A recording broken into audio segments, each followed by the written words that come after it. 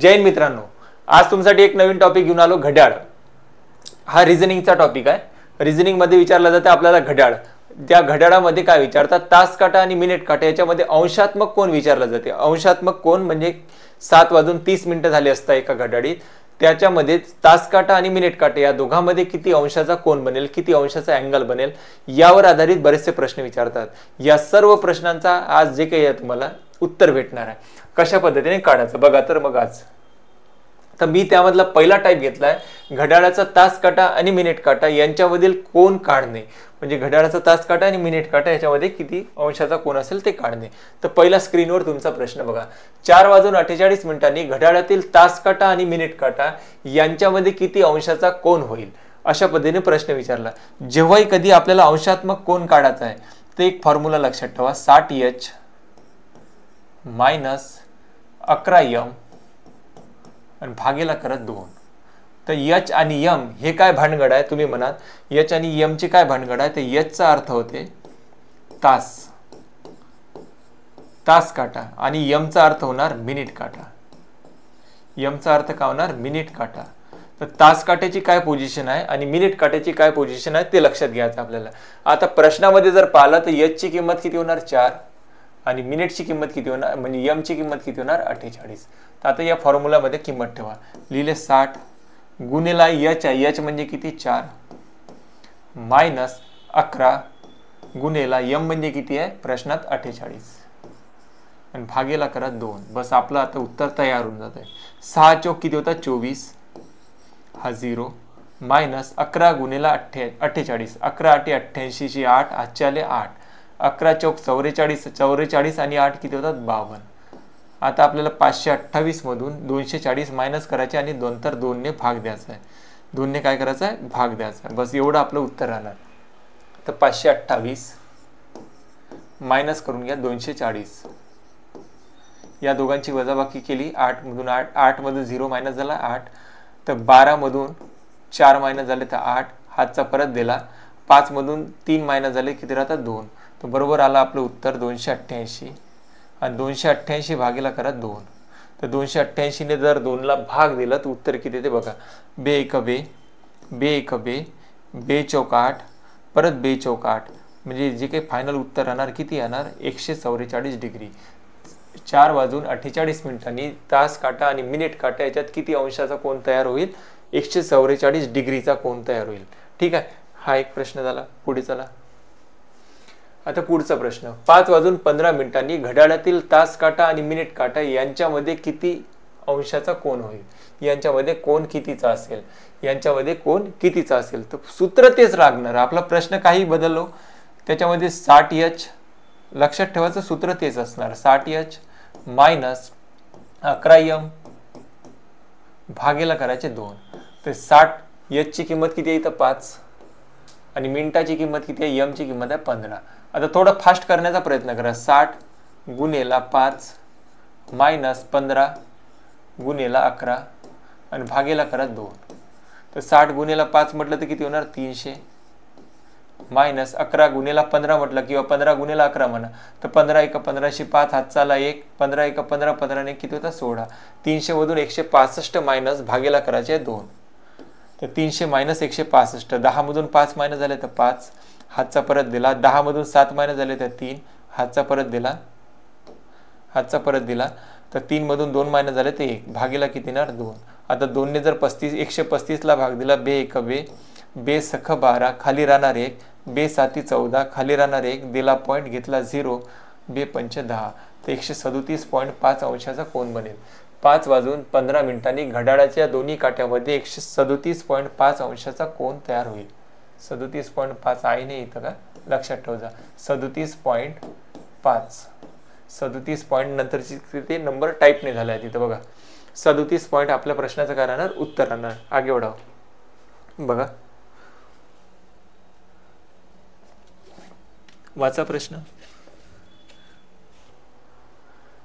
4:15 घड्याळातील तास काटा आणि मिनिट काट्यामधील कोन किती अंशाचा असेल. 4:15 तर 4 गुणेला, आता सूत्र पाठ झालं असेल, गुणेला 60 - 15 आणि गुणेला करायचे 11 गुन्हेला किती करायचे 11, भागेला काय येणार 2, 11 भागेला 2, तर 4 सकम होता 24, 240 झाला,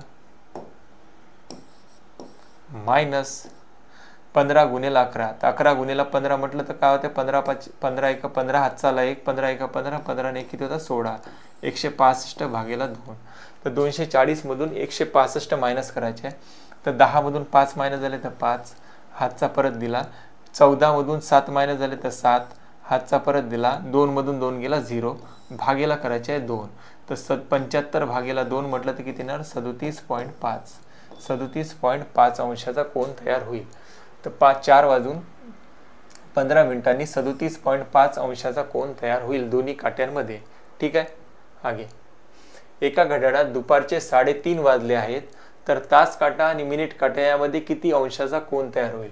दुपारचे किती वाजले, दुपारचे वाजो, रात्रीचे वाजो, सकाळचे वाजो, कधीचे वाजो, सायंकाळचे वाजो, कोण तर कोण असं राहणार. त्याच्यामुळे काही टेन्शन नाही घ्यायचं की दुपारचे वाजले, संध्याकाळचे वाजले, रात्रीचे वाजले, काही टेन्शन नाही घ्यायचं. कोण आपल्याला कधीचाही विचारणार असं बनणार, तो सकाळचा आहे संध्याकाळचा, त्याच्यामध्ये काही भानगडमध्ये पडायचं नाही. एका घड्याळात दुपारचे 3:30 वाजले, 3:30 कसे वाजतात म्हणजे 3 वाजून 30 मिनिटं. हा होणार एच ची किंमत आणि ही होणार एम ची किंमत. ठेवा, तर 60 गुणेला 3 मायनस 11 गुणेला 30 आणि भागेला काय करायचे आपल्याला 2. लक्षात ठेवायचं भागेला 2 करायचे आहे नेमकं. तर 6 गुणेला 60 गुणेला 3 म्हटलं तर किती होते 180 मायनस 11 गुणेला 3 म्हटलं तर 33 आणि हा 0 आणि भागेला करायचे 2. लक्षात ठेवायचं सुरुवातीला वजाबाकी करायची, त्याच्यानंतर 2 ने भाग द्यायचा. तर 330 मधून 180 मायनस जर झाले तर किती होणार, 0 मधून 0 मायनस झाला 0, 13 मधून 8 मायनस झाले किती राहतात 5, हातचा परत दिला आणि 3 मधून 2 मायनस झाले किती राहते 1, भागेला काय येणार 2. तर 2 ने जर 150 ला भाग दिला उत्तर किती येते 75. किती अंशाचा कोन तयार होईल, 75 अंशाचा कोन तयार होईल.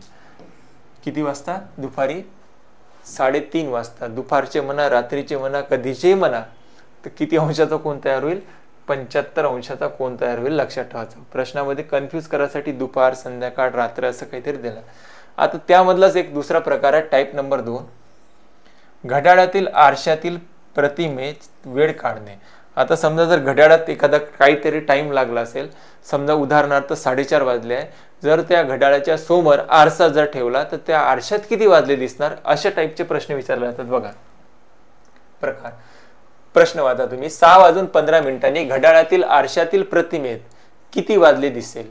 घड्याळाच्या आरशातील प्रतिमेस म्हणजे घड्याळाच्या पुढे काय आहे, आरसा आहे, त्याच्यात प्रतिमेस किती वाजले दिसतील.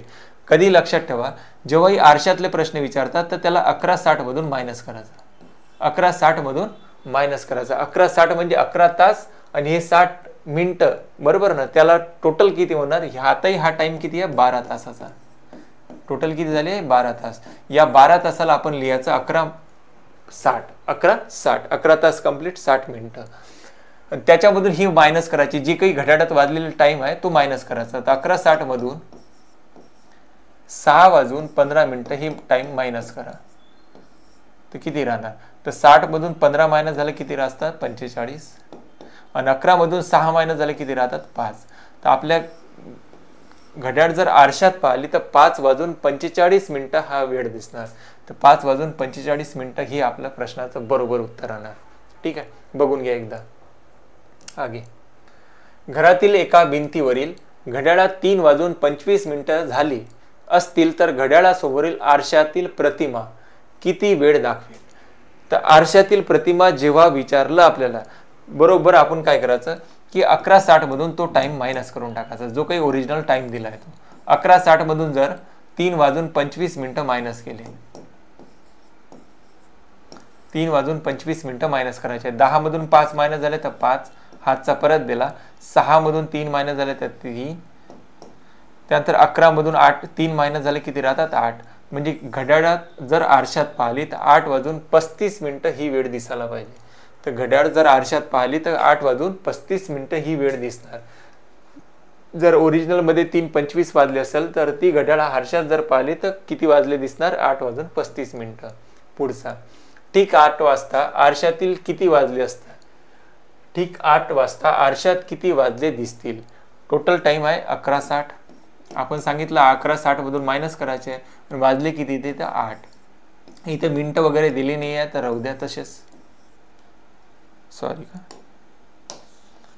मिनिट वगैरे दिला नाही आहे तर राहू द्या. तर ही 60 मिनिटं तसेच राहणार. 11 मधून 8 मायनस झाले किती राहते? 3.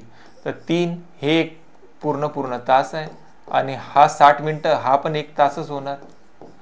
म्हणजेच किती वाजले होणार? हे 3 तास कंप्लीट आणि हा 1 तास, टोटल किती होणार? 4. तर 4 वाजले दिसेल. किती वाजले दिसणार? 4. जर घड्याळीत ओरिजिनल मध्ये 8 वाजले असतील तर ती घड्याळ आरशात पाहिले तर किती वाजले दिसणार? 4 वाजले दिसणार. तर 3:60 म्हणजेच किती होते? 3:60 म्हणजेच किती होणार? 4 तास. ठीक आहे. तर मग आजच्या व्हिडिओमध्ये एवढंच पाहू. भेटू पुढच्या व्हिडिओमध्ये. तोपर्यंत तुमची प्रतिक्रिया तुमच्या कमेंट बॉक्समध्ये सांगत राहत जा. व्हिडिओ आवडला तर आपल्या मित्रांना शेअर करा आणि लाईक करा. तोपर्यंत भेटू नंतर. जय हिंद, जय महाराष्ट्र.